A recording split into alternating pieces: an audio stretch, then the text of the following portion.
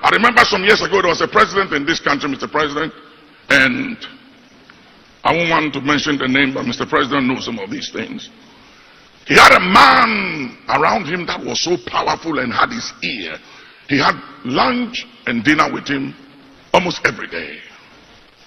And he was so powerful that he wrote letters in the name of the president as he pleased to fire people and made it difficult for the president to govern. It was like you had two presidents. And one day I called the president and he picked up the phone of the president.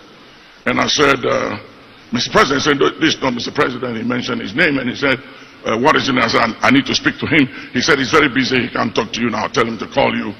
Mr. President never called me, so I stopped worrying myself. I said, if he doesn't call, I won't bother myself.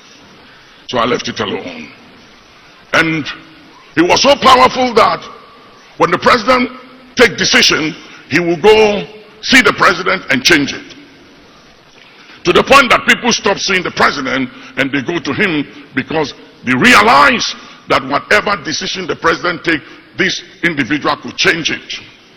So it's better to see him and let him prevail on the president. I pray that, Mr. President, in your term as president, that there will be only one president and it will be you. That there will be no other president and no other power or voice in the shadows. But that you will be the only president, and that your word and your decision shall be honored and respected, domestic and external, as only one president chosen for this republic. Please put your hands together and thank God for that. He was, ladies and gentlemen, he was so feared and so powerful that nobody could touch or come between him and the president. One day, he fell out with the president. Something happened, I won't go into details. And he and the president were no more friends and tight anymore. Then suddenly, he called me. And he wanted me to intervene. And I said, I'm sorry, I can't do it. I can't do it because at the time when you had power and influence and access and the ear of the president, you undermine some of us. And so it's difficult to intervene in this matter, but I'll pray for you.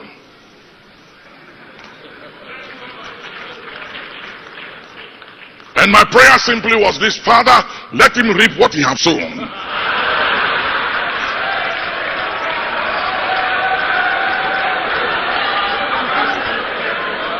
But I didn't pray that prayer openly. I prayed it secretly.